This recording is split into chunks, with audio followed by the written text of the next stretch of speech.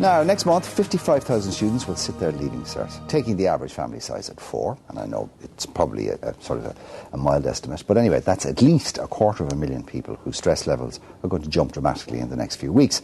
Now, stress can be a positive thing, helping you to stay motivated and focused. However, too much of it can make you feel overwhelmed, confused, and at worst, panic-stricken. Joining me this morning to discuss this is Niamh Mellerick, who sat her leaving cert last year, and Mike Corbett, who's just launched a campaign to help students and parents manage stress.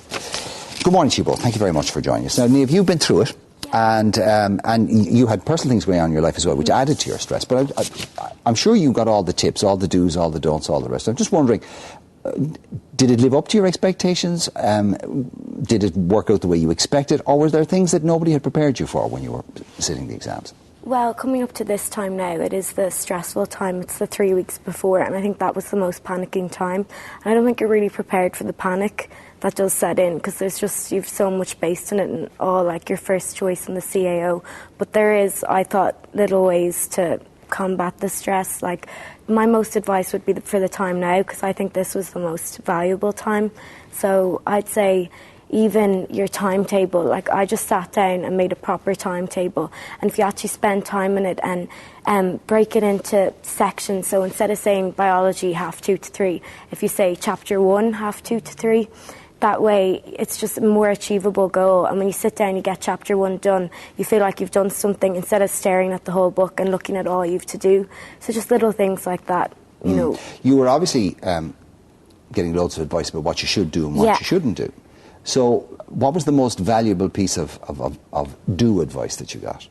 Do advice, good sleep probably, because you can just sit, like you go to bed and all you can think about is what you haven't done and what you need to do and all that, and especially I'd been sick, so it was hard to sleep. But I used Mags's exam buster CDs, and they helped me to sleep, and then eating well as well, just to keep your strength up, because it's just the most tiring thing, so you need your energy constantly. Well, an empty sack won't stand, as they used to say. OK, what was and there's loads of don't advice that people give you as well. What was the best piece, or maybe even the most useless piece of don't advice you got? Predictions, probably. You know, you do hear loads and loads of predictions around the time, and I probably would advise, like, you can guide your study towards them, but if you rely totally on them, it's just so stressful, because when you're waiting for the paper to come out, if, you know, the poet that's being predicted doesn't come up, it just upsets you, because you've, you know, put all your eggs in that basket. It's a big gamble. You've taken a long shot on it. Yeah, but when you're panicked, you kind of do take gambles, but if you can, you know, study around them, and maybe the night before, if you've only a few things left to do, but I just wouldn't, you know, completely rely on them. Do you think some people use that as an excuse not to do as much work as they should? No, I think it's more when you get panicked near the end and you're desperate and someone says, oh, photosynthesis is definitely coming up. You're like, oh, really? Okay. So I think more that. I don't think it's it's not really an excuse, it's more kind of a lifeline. OK, Mags, it is, there's no question about it. There's a huge amount of stress involved in it. And, you know, we, society in general, contribute to that because we've made this bar in our children's lives incredibly important. You know, it will decide their future, what they'll do in college or what they won't do, and all the rest of it. I come from a school that says, do you know what? A bit of stress isn't a bad thing. You know, a bit of performance anxiety, it is important. It's not the end of your life because you can go and do it again. Yes, absolutely. So have we blown it out of proportion, do you think? Well, it was funny, I was talking with the sports commentator earlier just before he came on, and he was saying in his day, if you failed your intercert or your junior cert, that was it. Nowadays, whilst there's more pressure on students to perform, you know, there are lots of options, there are lots of opportunities. Exams aren't the be-all and end-all. However, there is a lot of pressure, you know, on the students, so it's important for them, I think, as Niamh very rightly said, to pace themselves, because one of the biggest risks that are facing students is burnout and running out of steam, or just panicking in the middle of the exams. So taking your rest, feeding your mind, having a good diet. During the exam time, you know, you can bring in a snack and a drink. You found that useful, Niamh, didn't you? Having a little juice and a chocolate bar, especially for maths or the longer papers. If you're not already, a very good thing to help with focus and concentration are the fish oils.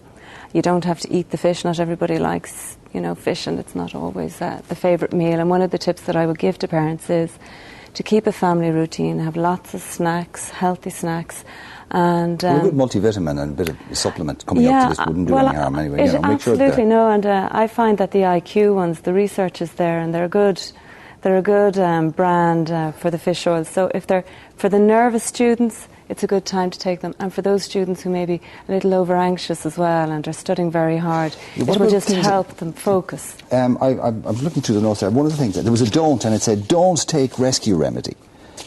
Well, I'd absolutely have to. That's for the parents.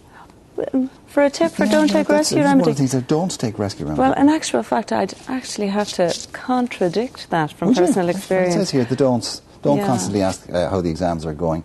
Have your copy of the timetable. Don't stress yourself or engage in arguments. Yeah. And don't get a bottle of rescue remedy. Don't nag them about studying. Actually, that's the one of the things. I mean, look, our kids are effectively, they're going into the ring to fight this battle, and we have to stand there and help them as best they can.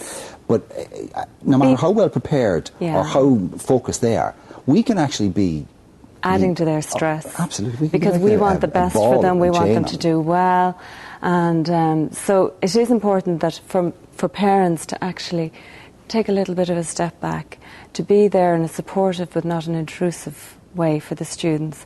Allow them space. Accept that over the next few weeks, anything you're going to say, anything you're going to do is not going to be the right thing. I think Niamh will remember, as much as no matter what her mother would have said after the exam, it just wasn't the right thing. Well, at least that's over. What do you mean? Or don't take anything that they say personally. Take anything personally. That's a very good point, Mark. Okay, the bottom line, of course, Niamh, is that you went and you sat it. Did you get what you wanted? You got your points? I got my first choice, so I'm finished first year now. So. Okay, well, listen, congratulations to you. We wish everybody the best with it. Over the next coming weeks, we'll be looking at this subject from all its various angles. We'll do the best we can to help you in any way, without adding to your stress levels. Yeah. Right, let's go outside to Sinead now.